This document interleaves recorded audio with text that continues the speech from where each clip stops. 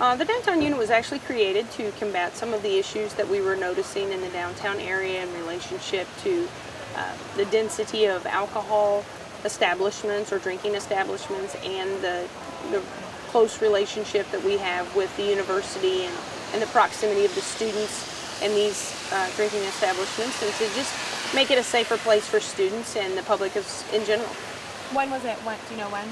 I believe the downtown unit was actually created in 2009. That's when it was first started, and it was started with 6 officers and 1 sergeant, and we currently still have 6 officers and 1 sergeant assigned to the unit.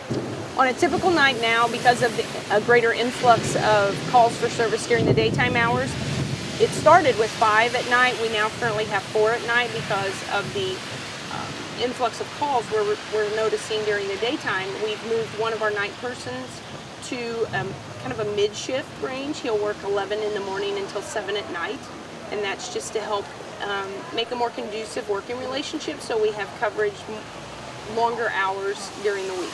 Do you think it's maybe harder to cover what goes on at nighttime with that one less person, or have you not really felt it? We haven't noticed it yet.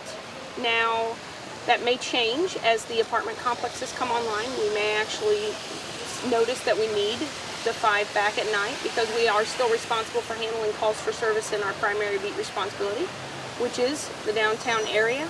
And because of that, we're anxiously awaiting to see how that's all going to unfold, and we're fairly excited about it. So was the downtown unit working last Friday night during the shooting? No, we were not. Why is that? Typically, the downtown unit only has 1 weekend per month off. We try to schedule that when there aren't a lot of activities occurring in our area. It just so happened that that was our weekend that we had off. Assigned to the downtown and Beat 70 area, which we are almost a sub-beat of Beat 70, there are currently 14 officers and 2 sergeants assigned to patrol this area. When the downtown unit isn't working, we have officers from the Beat 70 who drive through and assist in patrolling and helping with problems that arise. We also see a large number of other officers who come into the downtown area just to assist when we're gone. I was speaking to one of the officers in there earlier when we were walking on foot, the one from 70, Williamson? Officer Williamson? Yeah, he said that he was the only person assigned to the downtown patrol last Friday. Is that typical to only have 1 person? I don't want to say that it's typical, but it can happen, and unfortunately that's just due to someone may need a night off, and because of responsibilities citywide, we may not be able to move an officer from another beat into the downtown area or into Beat 70 to assist with patrols. In that instance, Officer Williamson was actually 1 block away from the shots fired, and he did what he should have done. He took cover, watched and observed to see what he could see, and called in the call for service and asked for emergency assistance, at which point he received assistance from officers coming from other areas of the city. Okay, so you said that there are 8 surveillance cameras in downtown Columbia. We were talking about this earlier. Yes, ma'am. And there is one at the corner of 10th and Broadway. Did it capture the incident? No, it did not. And can you tell me why?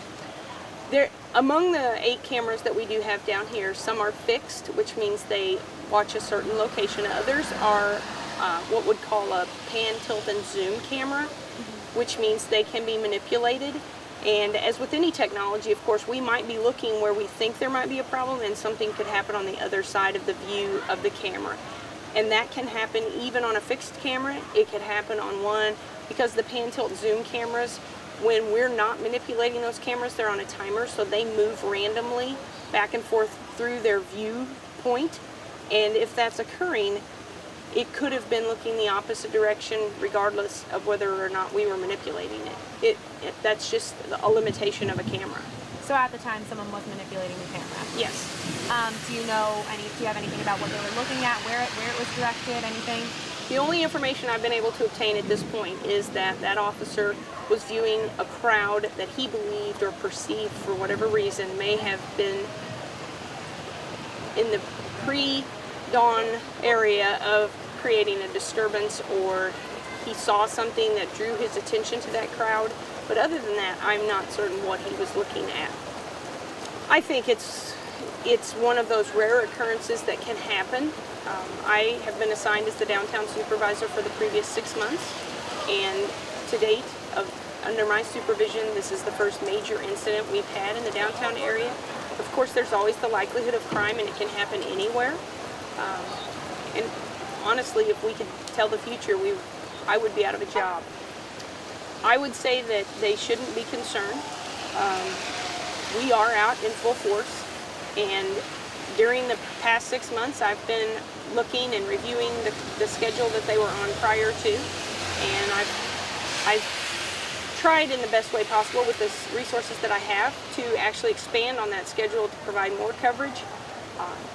We're here, we love what we do, that's the reason we're down here, and I would say that come down and look at downtown and give it a try. I think it was an unfortunate incident, and honestly I think it wouldn't have mattered how many police officers we would have had here in that particular instance. There were police officers less than a block from where the shots were fired, and I think in this instance, if they were going to shoot at one another, it wouldn't have mattered whether we were there or standing right beside them. In reality, my responsibilities are very similar to any beat. We have calls for service, we have hotspots, we look for problem areas in the downtown that we can approach and attack to solve those problems, and we meet with our residents, we deal with the businesses down here. That's the same that any beat officer would do or any beat supervisor would do. If there is a problem area, that beat supervisor is supposed to and is expected to make contact with that business or those residents or that apartment complex and address those issues and approach them from a perspective of how can we help you succeed. And that's exactly what we want to do in the downtown area. We want these businesses to succeed. We want this to be a family-friendly location, and we enjoy watching people interact with the community in downtown, and that's what we're excited about. I would say that they're typical of any area. We deal a lot with folks that are littering. We have people who are riding skateboards on sidewalks or in the parking garages, things like that. We also deal with things that a shopping center would deal with. We deal with some shopliftings. But in general, obviously we deal with a large crowd, a large number of individuals on a Friday or Saturday night who have been in the downtown area and they're enjoying themselves. And our goal there is to see everyone get home safe and happy. One of the things that I've noticed about the fluctuating of the students being here and being gone, obviously when the students first move out, we notice that there is a little bit of downtime before local residents realize that they're gone, and we do see an influx of other residents coming to the downtown area. I believe that that's just because at times the students they're in mass down here and they're enjoying their college experience and they're having a good time. And there are enough establishments in Columbia in general to accept and assist in making sure everyone has a good time in Columbia. I think that depends on the day and what's going on. Obviously, if there's a festival downtown, we draw a lot of locals. And as the evening goes on, we notice that there are fewer families with small children. But you would expect that because of the nightlife. That's not really family oriented. So I think it's just, it fluctuates based on the day of time and what festivals are occurring and what's going on. I think my advice would be that he should probably consider how he would feel if it were his family that were in amongst that and being shot at. Because I know that if it were his family that were being shot at and they were innocent bystanders, I doubt he would feel very safe or happy.